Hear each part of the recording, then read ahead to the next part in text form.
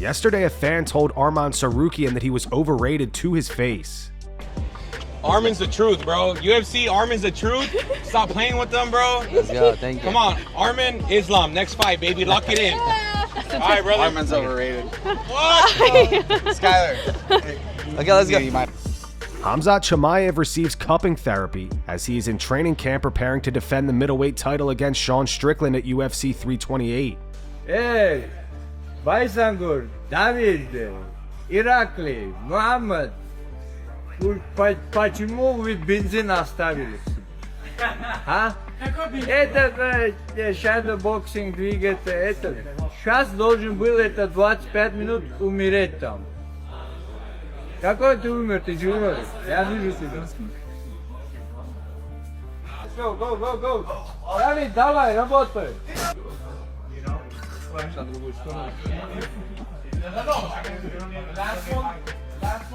He's out jogging, so he won't win by 2 cents. This is skin. When I was 300 kilos, this is skin. Or 100 kilos. This is skin, bro. It's skin. I don't know, bro. This is skin, bro. A little bit of fat. Maybe you think about it. Ask Coach Cal. 16% body fat. I'll show you my thing. 16%. That's okay. Why you get so fast tired? A lot of muscle. Live.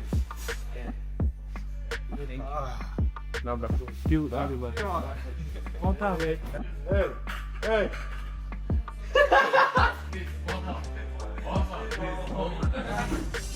Arman Tsarukyan laughed about being invited to help Khamzat Chimaev during camp, only to arrive and find the team playing PUBG.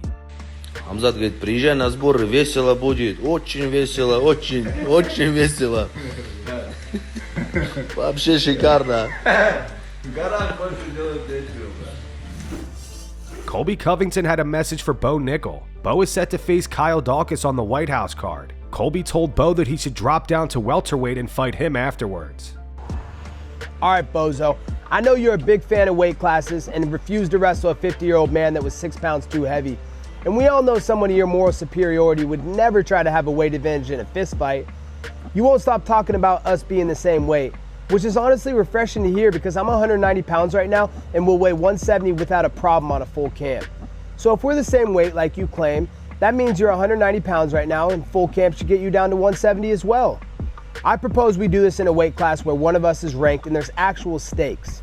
So how about bring that stupid ginger bowl cut down to 170 pounds, Lloyd Christmas, and I'll grant your wish to fight the biggest name in the welterweight division. We could do it this summer too if you want. But let's get one thing crystal clear. I'm not going to take away an opportunity from someone who, unlike you, has done things the hard way to earn a spot on a big card like Kyle Dawkins. He's 10 times the man and fighter you ever could be. You're just a competitor, Bozo. You're not a fighter. You've had everything fed to you on a silver spoon.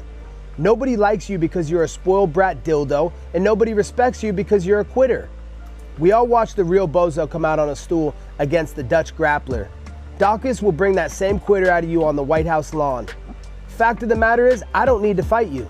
You need to fight me because I violated you via truth bombs right to your face at the RAF press conference. You wouldn't be throwing a tantrum or saying my name if you weren't such a fragile, narcissistic crybaby. But everything I said was true, and nothing cuts deeper or stings worse than the truth. It's not my fault that you're too fragile to handle the truth, Bozo. So quit acting like the world of this sport owes you anything, you spoiled little. Tell your boy Tiki Epstein to call Hunter and ask nicely for King Colby at welterweight, and maybe I'll oblige. Maybe I won't. But that's the beauty of it, and that's the lesson you need to learn. You don't call the shots, your boy Tiki Epstein doesn't call the shots. If this fight happens, it's because I call the shots, Junior.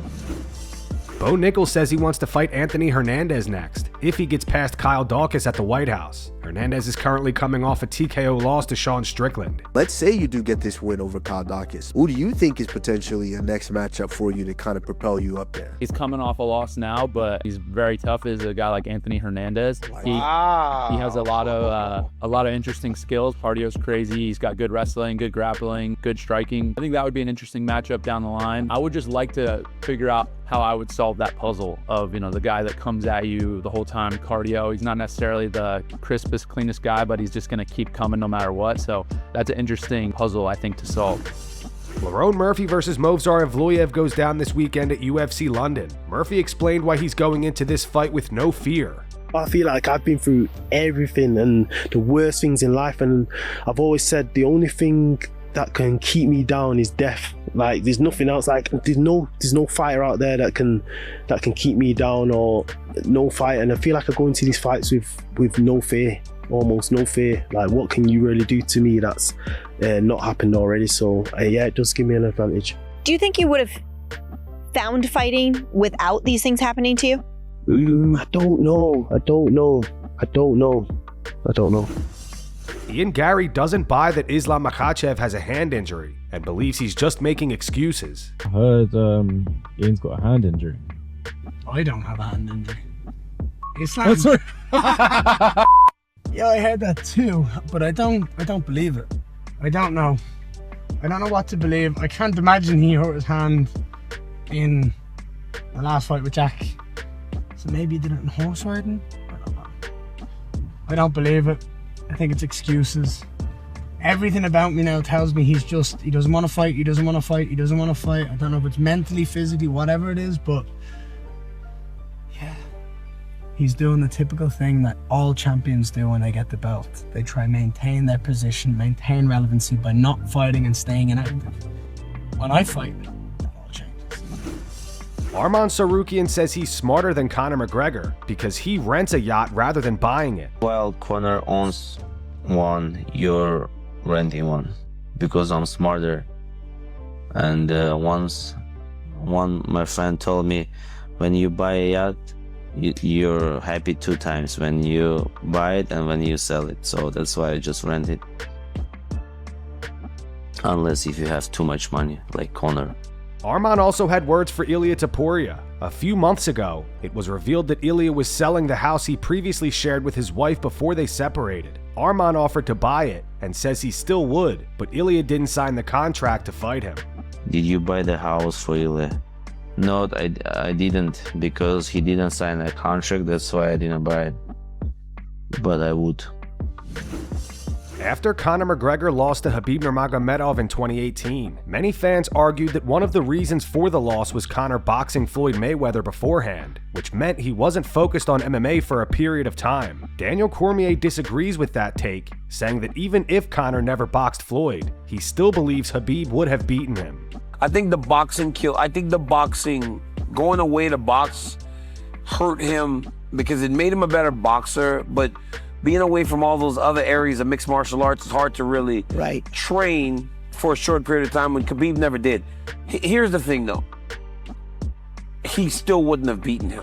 I agree. Just because his style was too, he just has a style that would always be difficult for Conor. Right. The wrestling, the top pressure, the cardio, like all those things.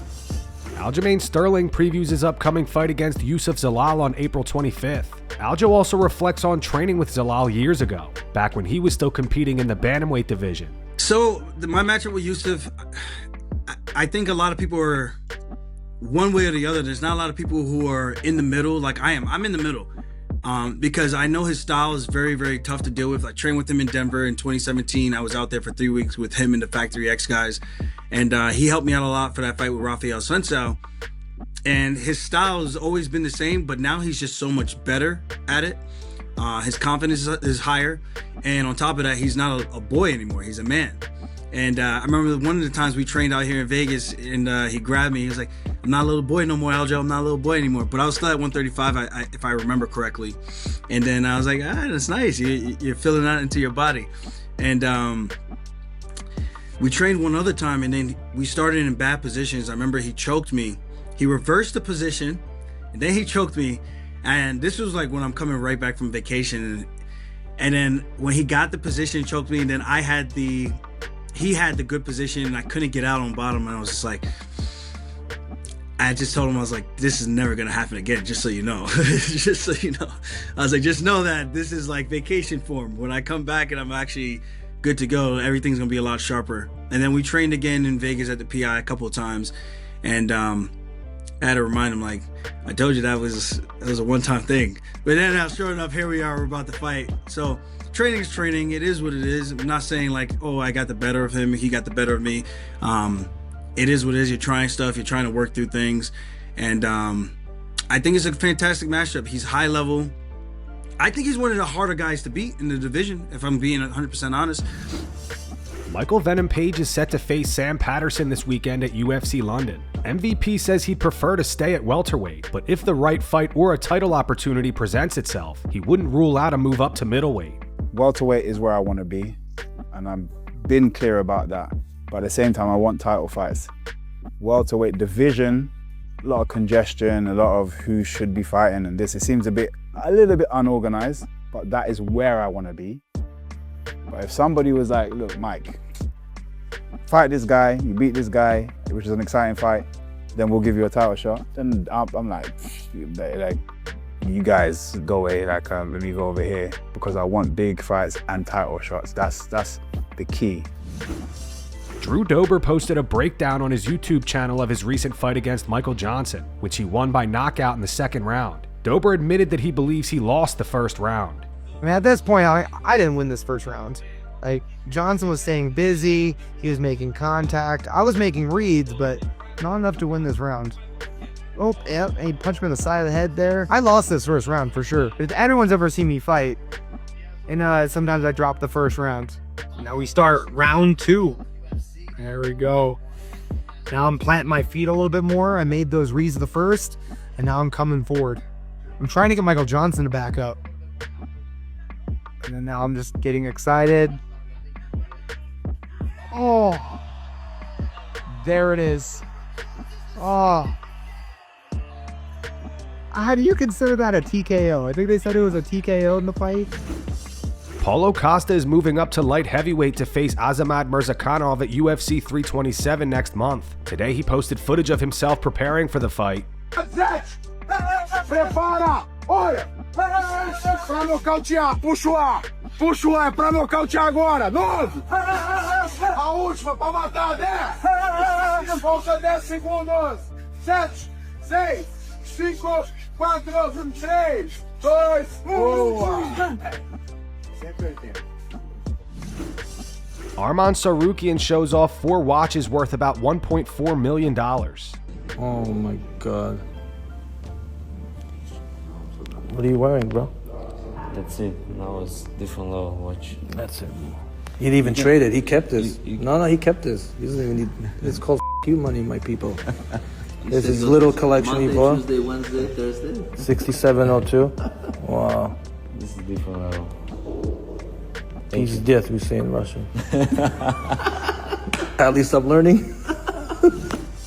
Yesterday, Paddy Pimblett uploaded a video to his YouTube channel reacting to UFC fighters' tattoos. At one point, Dan Hooker appeared in the video, and Paddy made a joke referencing the recent allegations that Dan cheated on his mistress with a man. Conor McGregor also took a few strays in the video because he has his last name tattooed on his stomach. Oh, that's our mate, isn't it?